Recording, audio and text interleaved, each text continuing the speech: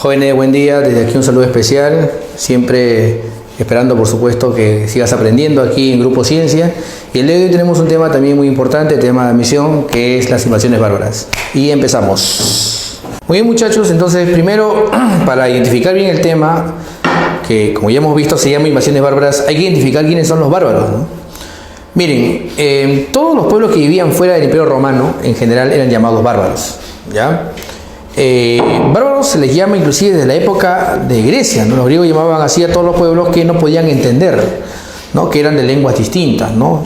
Decían los griegos que solamente escuchaban, no sé, un sonido medio repetitivo que era bar. Entonces, bueno, de esa manera comenzaron a llamarlos bárbaros. Y los romanos también los comenzaron a llamar bárbaros a todos aquellos pueblos que viven fuera del Imperio Romano. Ahora les aclaro, los romanos a sus fronteras las llamaban limes, las limes del Imperio Romano. Entonces, todos los que vivían fuera de las limes o fronteras de Roma eran llamados bárbaros. Así que los bárbaros eran muy diversos. No es que sean un grupo homogéneo, no, era un grupo muy heterogéneo, era muy diverso, ¿ya? Pero bueno, de los que tienen mayor incidencia en el futuro de Roma, es decir, y en la caída de Roma posteriormente, tenemos a dos grandes grupos. Tenemos a los germanos y tenemos a los mongoles, que por supuesto, físicamente también son distintos, ¿no? A ver, para que ustedes entiendan más o menos, miren, tenemos aquí entonces a los germanos y tenemos aquí a los mongoles. Los germanos eran de tez muy clara, muchos de ellos inclusive eran rubios o castaños. Los mongoles eran de cabello oscuro, eran de ojos rasgados, muchos de ellos por supuesto, ¿no? Y eran escasos de pilosidad. Su lengua totalmente distinta a la lengua de los germanos. Ahora, miren, dentro de los germanos habían varias tribus que posteriormente, bueno, se van a convertir algunas en reinos, ¿no? Pero como ya te dije, tenemos a los germanos y tenemos a los mongoles. Los que mayor incidencia tienen específicamente de los dos en la caída de Roma van a ser los germanos, ¿ya? Voy a repetir entonces. Hay dos grandes grupos, los germanos y los mongoles. Los germanos van a ser los que posteriormente se reparten Roma de Occidente, porque como ya vimos, esta migración de estos pueblos bárbaros va a poner fin a Roma de Occidente. Roma de Oriente sobrevive con el nombre de Imperio Bizantino, pero Roma de Occidente va a ser dividido, fragmentado, repartido, y sobre la ruina de esa Roma de Occidente surgen los llamados reinos bárbaros. Y muchos de esos reinos bárbaros eran de origen germano, ¿ya? Muy bien, y dentro de los germanos tenemos, por ejemplo, los godos, que se dividen en dos grandes grupos. Tenemos a los visigodos y tenemos a los ostrogodos, ¿ya? Repetimos entonces. Dentro del grupo de los godos, que eran germanos, estaban los visigodos y los ostrogodos, ¿no? Los Westgoten, así se llaman, Westgoten o visigodo, los Westgoten, y los Ostergoten, es decir, los del oeste y los del este. Ostern, ostrogodo, ¿no? En el germano antiguo, y West, es decir, oeste, Westgoten, ¿no? Así le llamaban. Y tenemos a los francos, tenemos a los sajones, tenemos a los anglos, tenemos a los lombardos, tenemos a los vándalos, alanos, alamanos, burgundios, jutos, suevos, ¿no? Hay muchos pueblos aquí por si acaso, ¿ya? Pero, como vamos a ver más adelante, los que tienen mayor incidencia en la caída de Roma van a ser los germanos, ¿ya?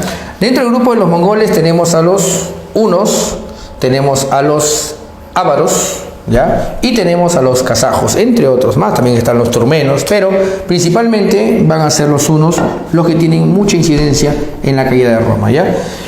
Bueno, ahí tenemos entonces los germanos y los mongoles. Muy bien. Ahora, la pregunta es, ¿qué hace que estos pueblos comiencen a incursionar contra Roma? ¿Qué es lo que pasa? Ahora, vamos a aclarar.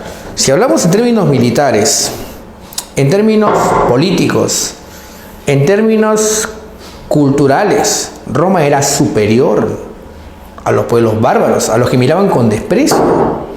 La pregunta es, ¿cómo Roma llegó a su fin por causa de estos pueblos que culturalmente, militarmente eran inferiores a los romanos? Los romanos tenían hasta ingeniería militar, tenían una conformación en su ejército que era espectacular, dividida, ¿se acuerdan?, en legiones, cohortes, centurias. Entonces tenían una formación y disciplina pues espectacular. Pero ¿qué pasa en Roma? ¿Por qué comienza a ser el punto de ataque de los pueblos bárbaros? ¿Qué fue lo que pasó? ¿Cómo estaba Roma? Es la gran pregunta que muchos de ustedes se hacen, ¿no? Muy bien. Y hay que entender lo siguiente. Una de las causas para que se produzcan las invasiones bárbaras va a ser la decadencia misma de Roma. Roma está herida, está maltrecha. Un historiador romano decía que Roma en algún momento había sido pues como un toro fuerte, enorme y poderoso, pero que estaba herido ahora. Y le faltaba solamente la estocada final. Entonces, ¿a qué se refería con eso? Bueno, les comento. Roma tenía un gran problema. El primero que debes saber es que Roma era muy grande. Y como Roma era cada vez más grande, se hacía más ingobernable, es decir, más difícil de gobernar.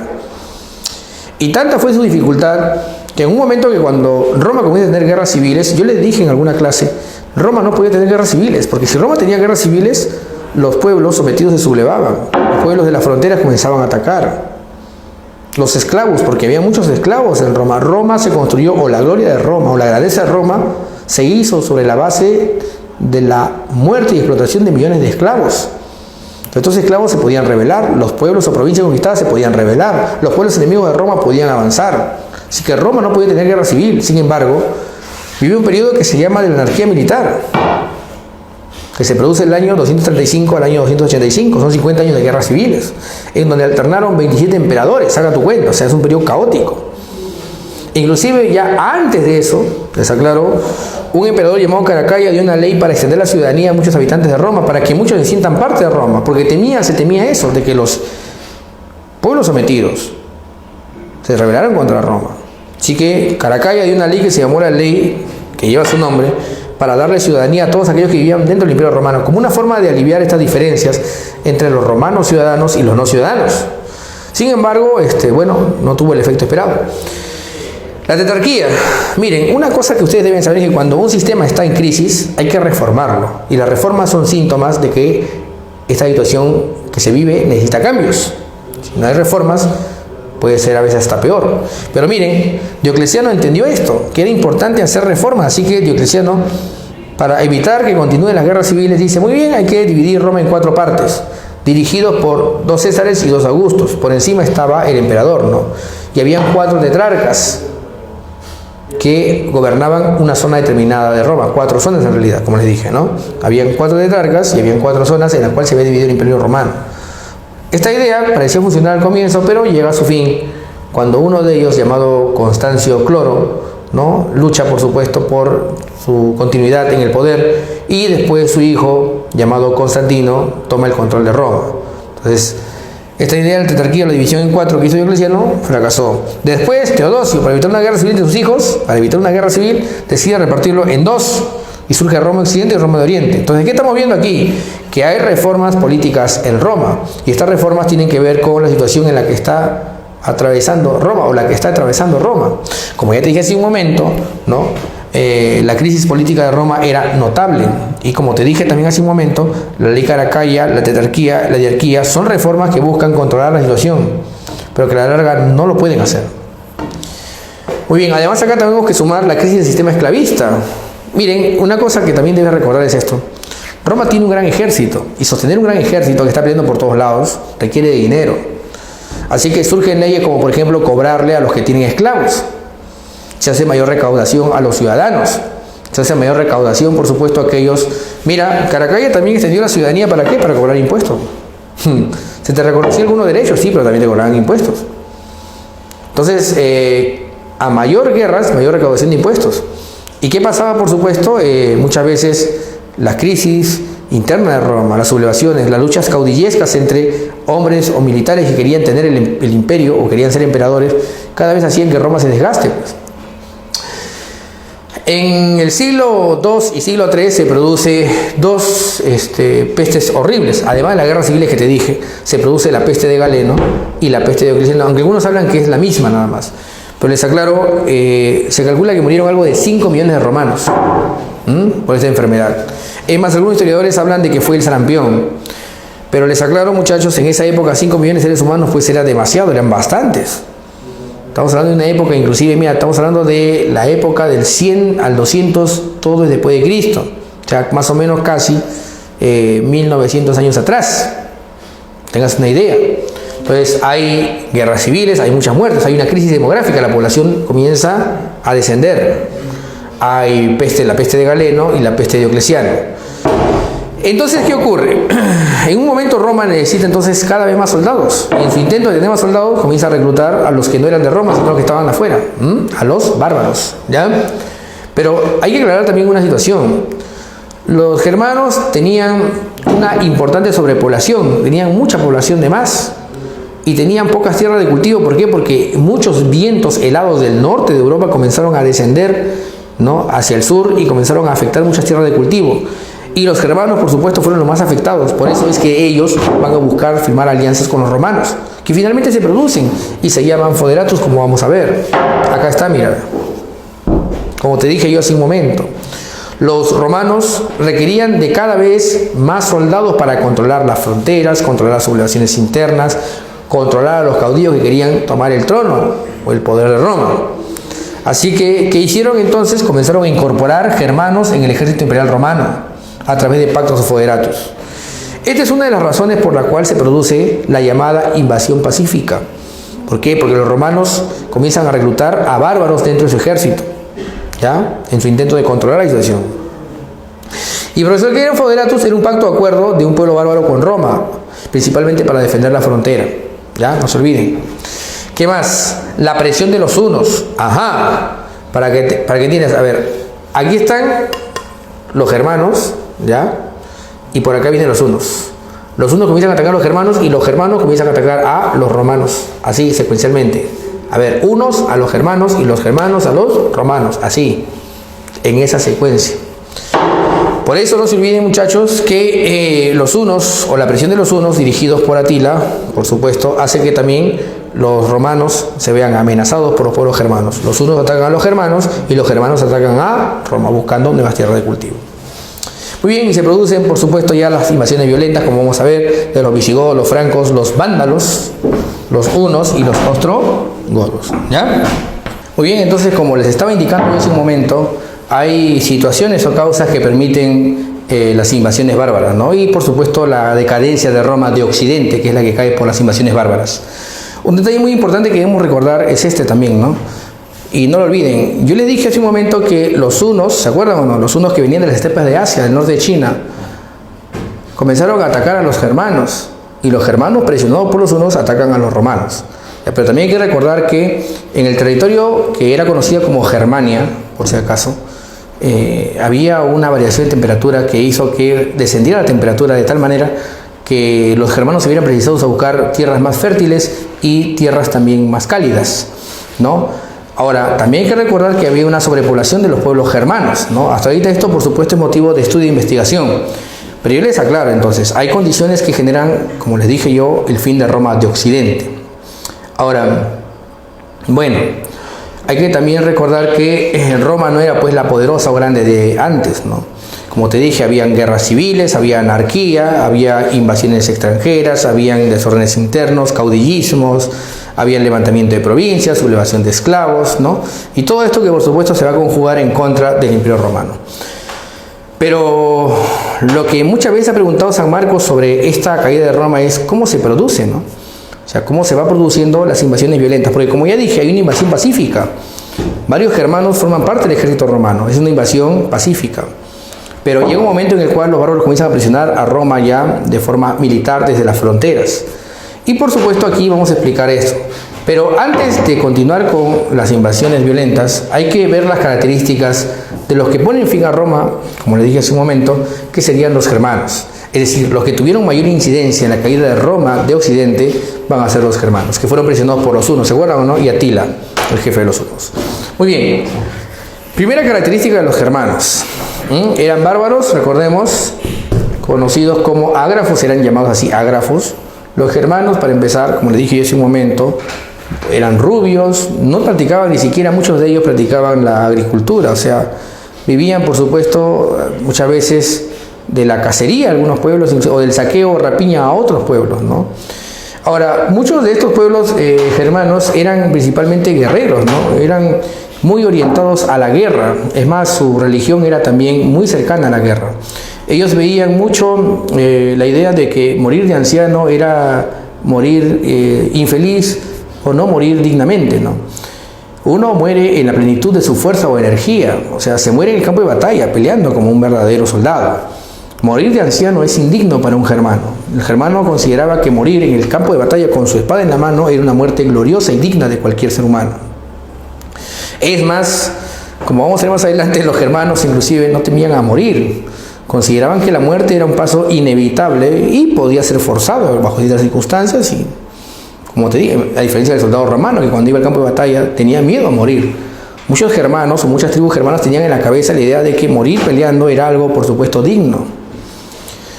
Muy bien, ahora vamos a aclarar entonces algunos detalles o características de los germanos, ¿ya? Eran nómadas y eran ágrafos, no tenían escritura, migraban constantemente, te dije, se dedicaban también al saqueo. No construían ciudades, por eso los romanos lo llamaban con desprecio pues bárbaros. O sea, es más, ahora si tú buscas en un diccionario qué significa bárbaro, bárbaro significa pues, no sé, falto de cultura, bárbaro es alguien que grotesco, ¿no?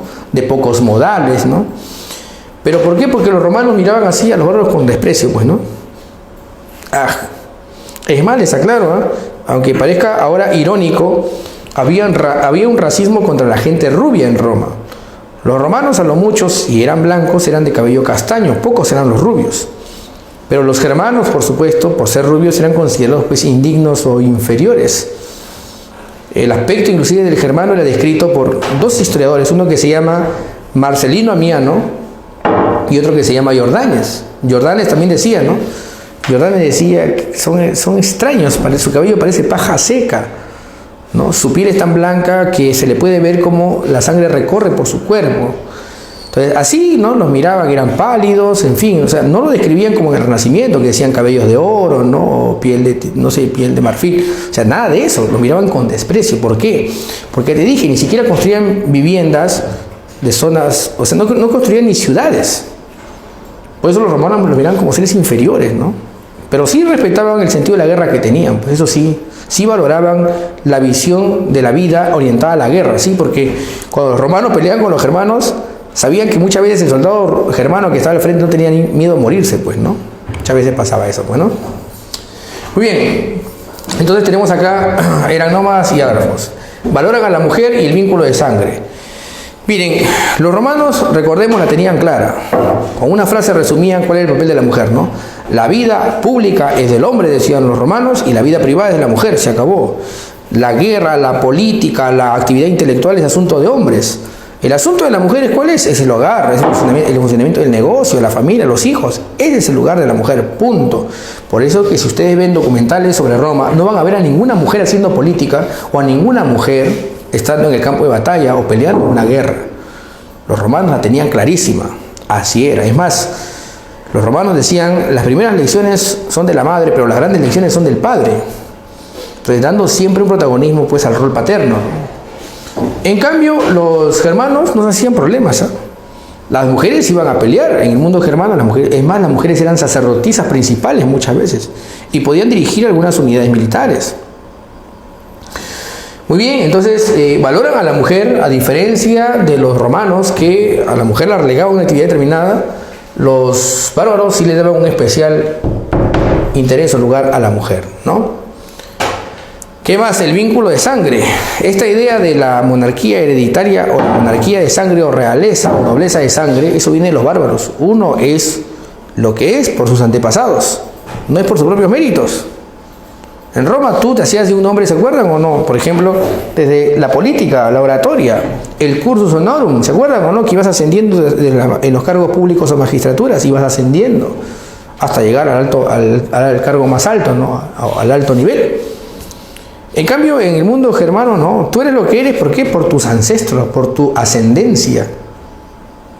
Así era, bueno, tú vales lo que eres por tu abolengo, tu estirpe. Entonces hacían mucho hincapié en el vínculo de sangre, tú vales por tu sangre, ¿ya? Muy bien, ¿qué más? Estaban organizados en tribus, y estas tribus, por si acaso, bárbaras, estaban dirigidas por un líder en periodo de paz que se llama el Mol, y durante la guerra había otro líder que se llama el Keni. Voy a aclarar, a ver, repetimos entonces. Cuando había paz en una tribu, gobernaba el Mol. Cuando había guerra, gobernaba el Keni, que era un líder militar, elegido, por supuesto, en una asamblea que reunía a los principales líderes religiosos pues, de cada tribu, ¿no? Muy bien. Entonces tenemos aquí el Mol y tenemos al Kenio, dos líderes que dirigían las tribus germánicas. Muy bien. Es más, te aclaro también lo siguiente, ¿eh? Los germanos, no es que el rey dejaba el poder a su hijo, no. Así no pasaba. En varias tribus germánicas, el rey le dejaba el poder al más capaz o el que elegía la asamblea. Por si acaso. Muy bien. Hay una economía agrícola, ¿sí? Los germanos practicaban la agricultura, eso es cierto, sí, pero también desarrollaban el pastoreo, es decir, la crianza de ganado, ¿no? Pero es más, utilizaban técnicas de conservación, por ejemplo, para la carne, los embutidos, por ejemplo, el uso de toneles para conservar también ahí algunos frutos o vegetales, ¿no? Entonces, tenemos ahí a la economía agrícola y pastoril. También se dedicaban al comercio. Los germanos comerciaban un producto que a los romanos les gustaba mucho, que se llama el ámbar. El ámbar es producto de, la savia de una planta antigua que cae y de repente atrapa ahí un insecto o algo, ¿no? Y después se cristaliza. Y eso, por supuesto, era muy valioso en la antigua Roma. Los germanos buscaban ámbar que en el norte de Europa había y lo llevaban a Roma, ¿no? También producían una bebida que se llamaba la hidromiel.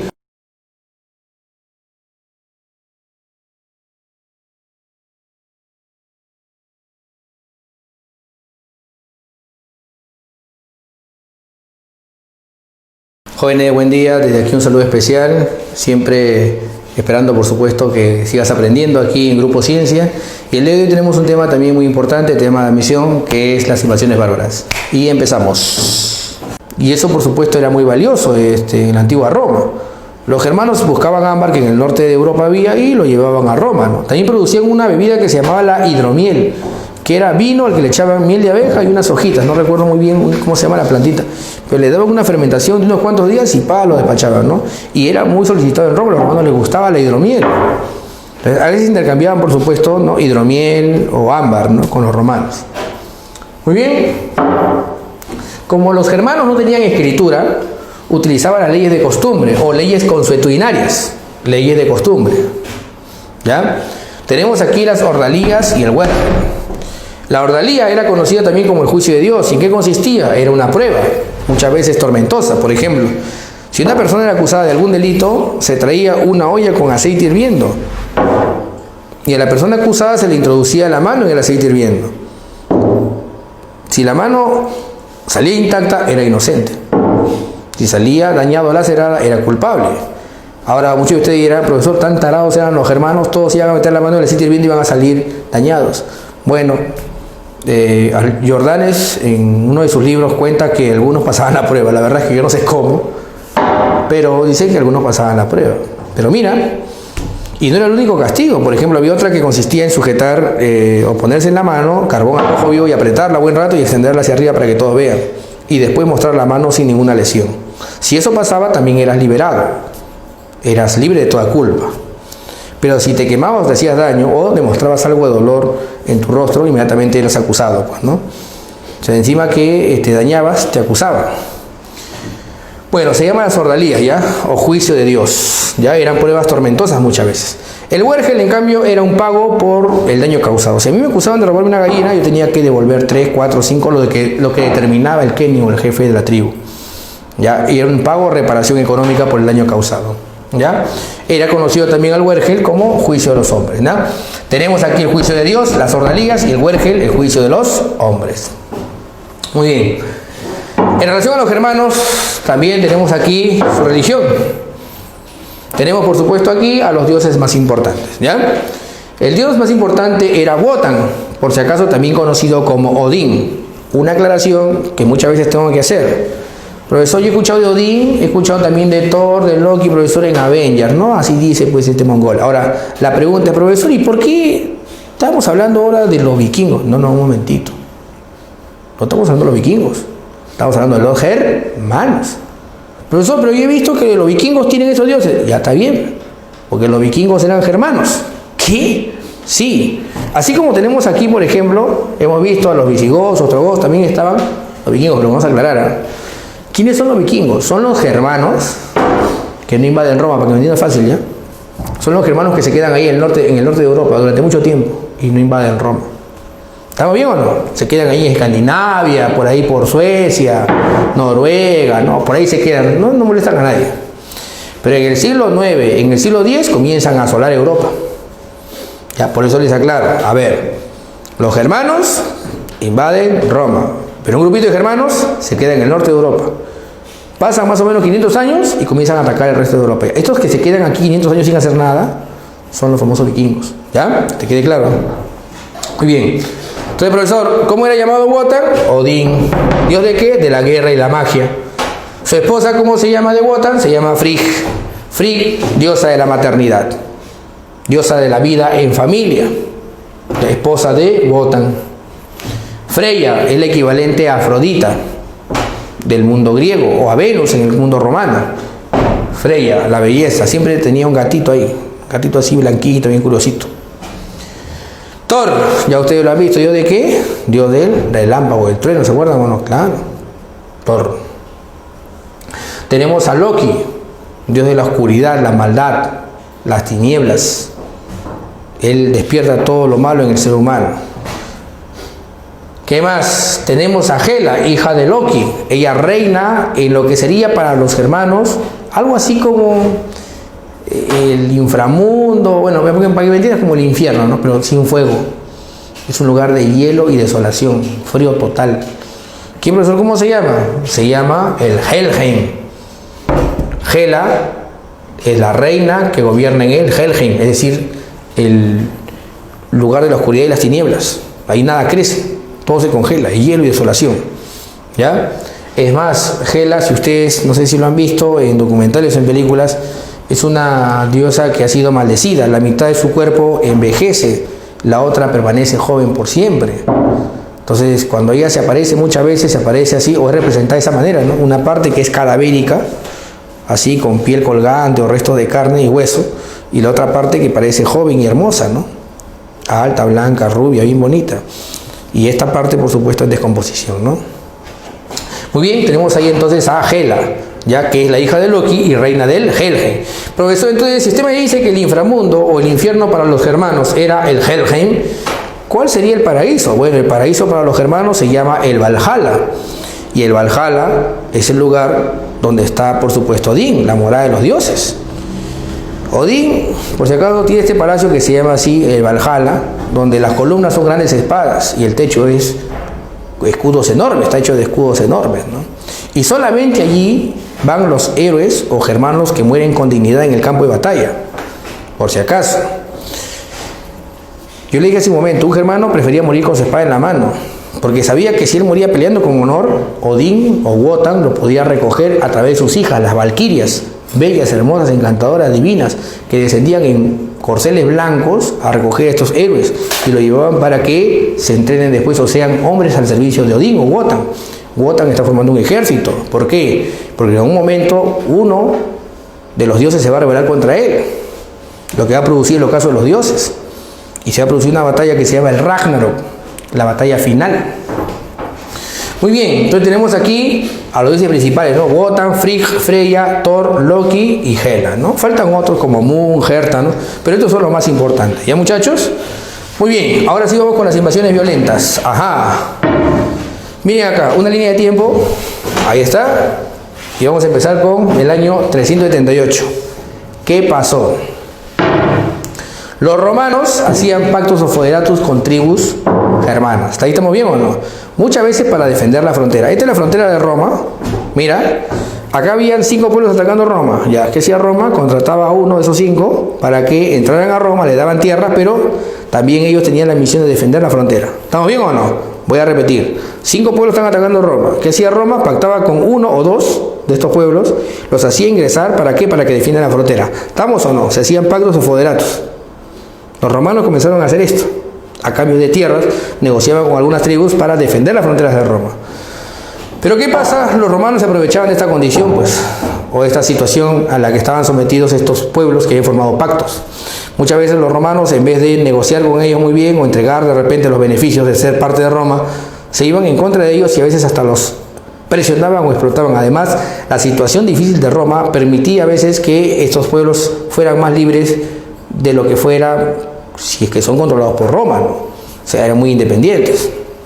Así que el año 378, los visigodos deciden rebelarse contra Roma. El emperador llamado Valente va con 6 legiones para poner orden. Sin embargo, los visigodos los van a derrotar. Es más, al emperador lo llegan a matar y su cadáver inclusive va a ser canjeado.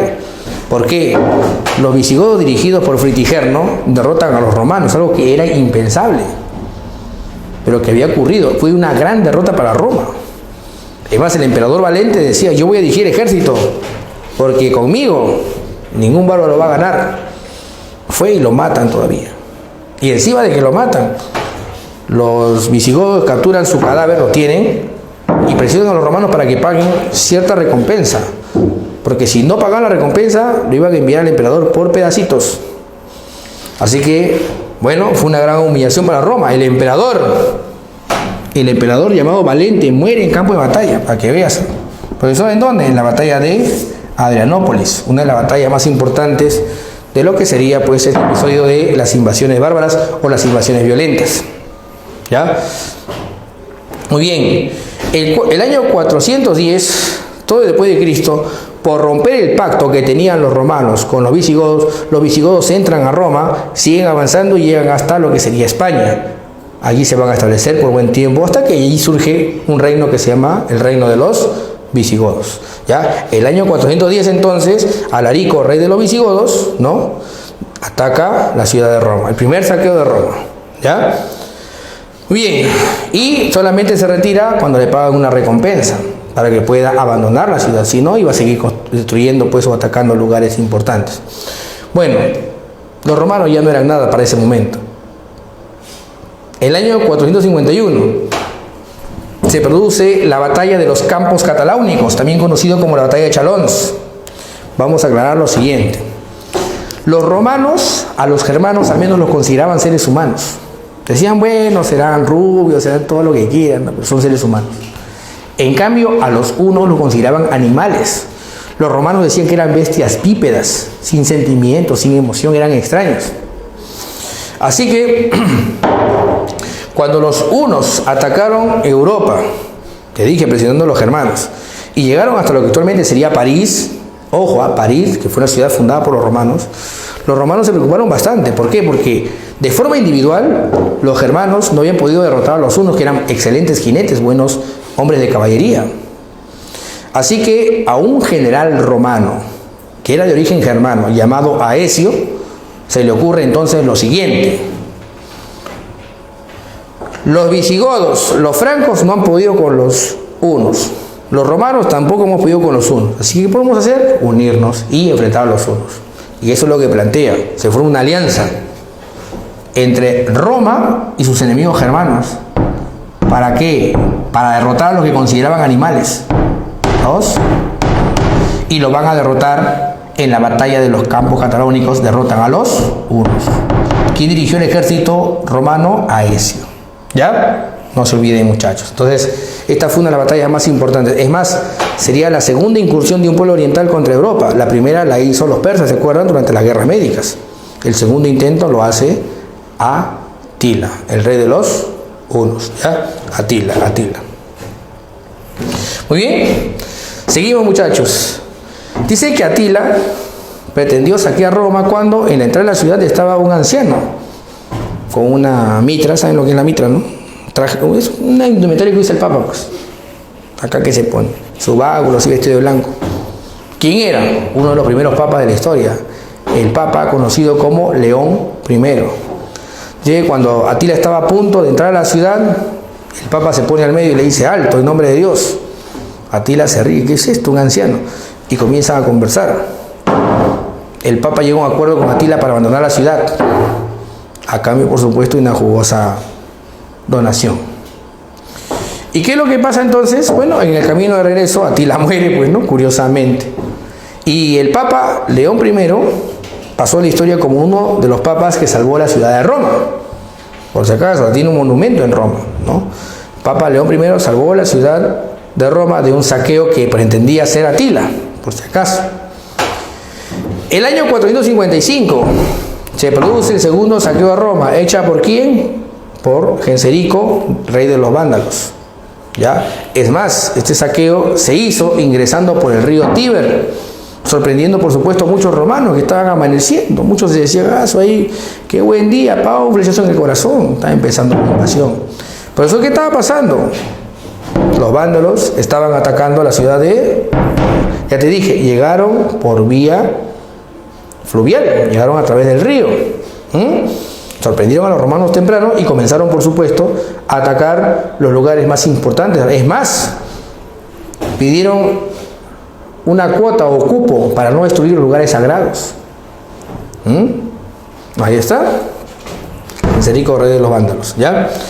Y por supuesto, finalmente, el año 476, ya Roma no era nada ya. Prácticamente Roma estaba en la 10ª parte y hasta menos de lo que había sido ya. O sea, más o menos Roma estaba del tamaño de Lima, para que me entiendan, así, algo así para que me entiendan. ¿Ya? Pero a pesar de eso, Roma todavía sigue existiendo y este rey llamado Odoacro invade la capital, la ciudad de Roma, y expulsa a Rómulo Augustulo, que era el último emperador, también conocido como el emperador niño. El emperador niño. Tenía 13, 14 años. Bueno, era un pulpín. Pero yo les aclaro, Odoacro, el rey de los Hérulos, entra a la ciudad de Roma, expulsa a Rómulo Augustulo, que finalmente muere, ¿no? Y él se proclama como gobernante de Roma, Odoacro. Y con este episodio estaría acabando lo que sería pues el Imperio Romano de Occidente. Te aclaro también un papa de ese momento, el Papa Simplicio, salió de la ciudad tratando de detener a los hérulos. Sin embargo, los hérulos no hicieron caso. Pasaron al papa encima con caballos todavía. Pero les aclaro, no se olviden, Odoacro va a ser el que depone o expulsa a Rómulo Augustulo el año 476. ¿Ya, muchachos? Muy bien. Ahora vamos con la última parte, que sería la consecuencia de las invasiones bárbaras. Muy bien, dice ahí, primera consecuencia, surgen los llamados reinos bárbaros, ¿no? Tenemos aquí a los visigodos, que se establecen en España. Tenemos a los ostrogodos, que se establecen en la parte central de Italia.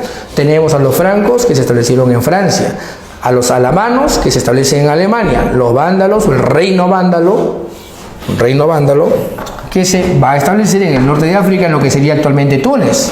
Los anglos y los sajones forman la famosa heptarquía, que se va a producir en Inglaterra, ¿no? Tierra de los anglos, Anglia-Terra, ¿ya?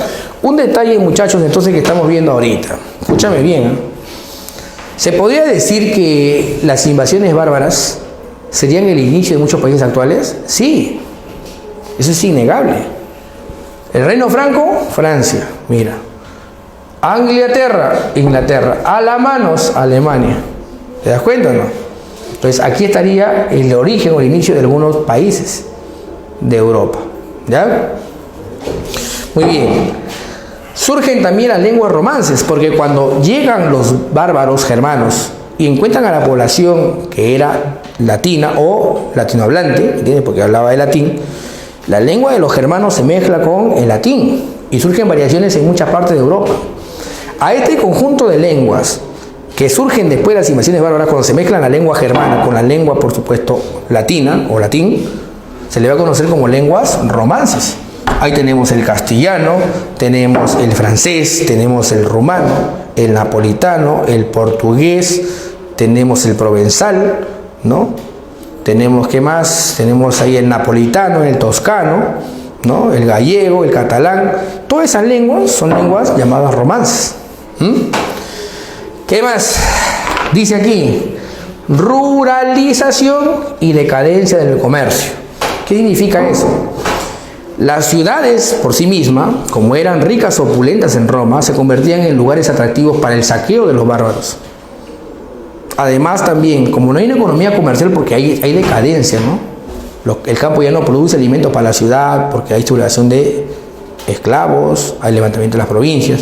Entonces la ciudad se hace un lugar insostenible para vivir. Entonces, ¿qué hace mucha gente? Abandona la ciudad. ¿Y a dónde se va? Se va a vivir al campo. Entonces, ¿qué pasa con las grandes ciudades romanas? Desaparecen de golpe por las invasiones bárbaras.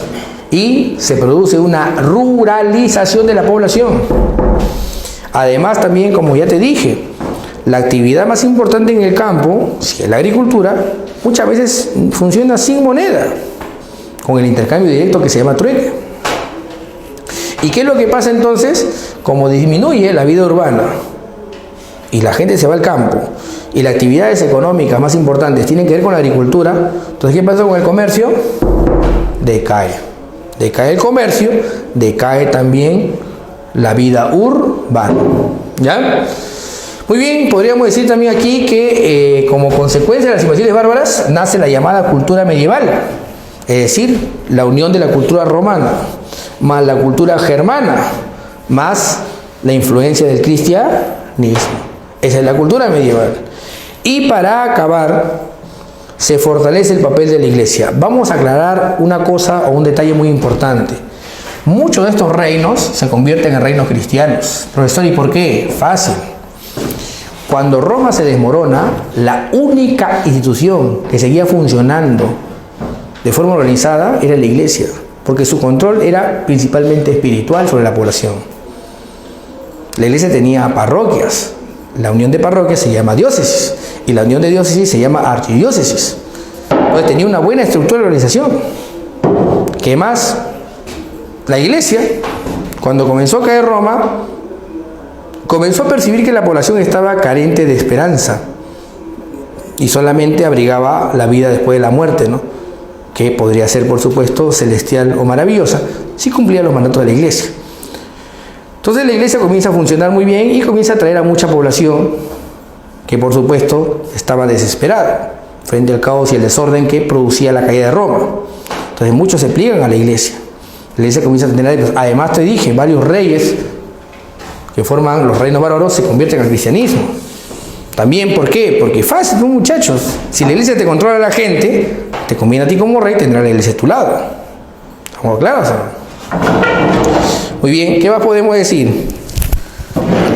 Podemos decir también, muchachos, que este papel de la iglesia, ¿no?, va a ser muy importante en toda la Edad Media. ¿Por qué? Porque la iglesia se convierte en la cuidadora o la que ostenta el poder o la producción cultural, la vida intelectual, el poder ideológico sobre la gente. ¿Ya? Entonces, no se olviden eso, muchachos, y conmigo entonces sería hasta aquí, ¿no? Yo espero verlos la próxima semana en otra clase o superclase aquí en Grupo Ciencias. Nos vemos.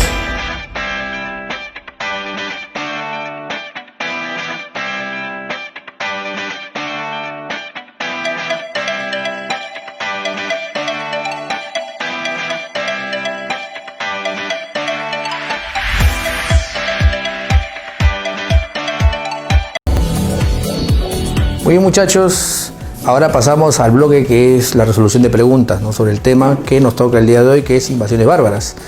Y antes de continuar vamos a ubicarnos un poquito en contexto, ¿no?, para más o menos ahí ver una atmósfera propicia al tema.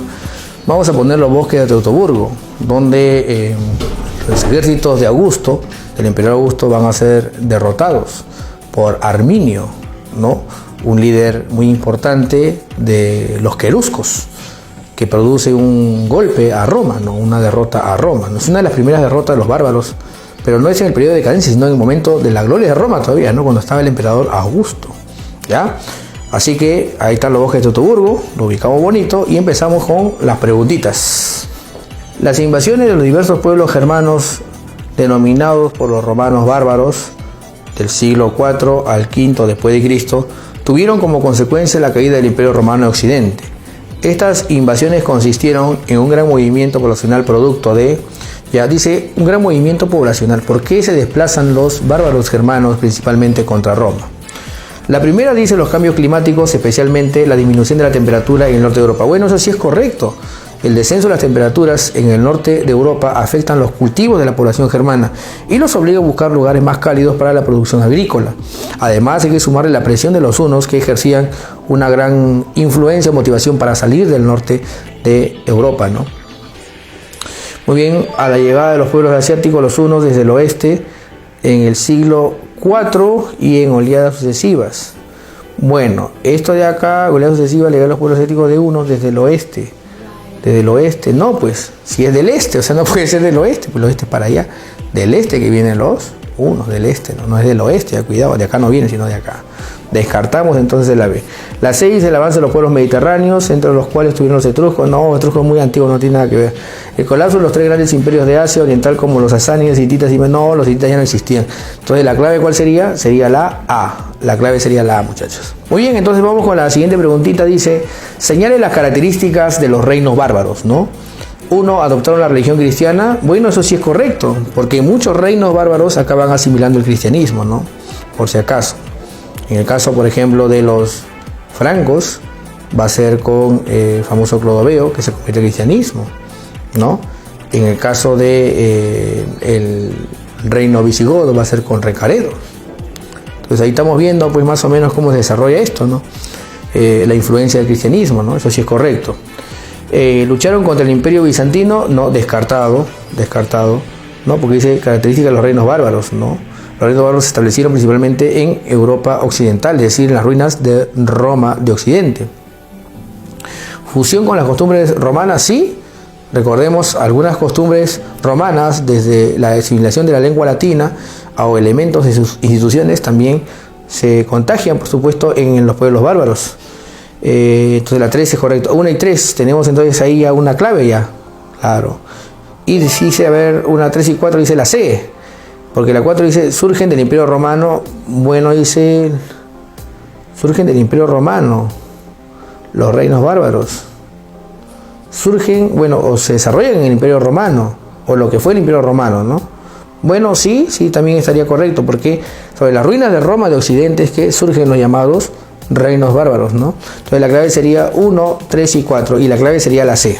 Como los ostrogodos de Italia, los visigodos de Hispania tomaron posesión de una administración romana que funcionaba de una forma algo simplificada, la adoptaron a sus propósitos, convirtiendo a los nobles godos en jefes militares y administradores de ciudades y provincias.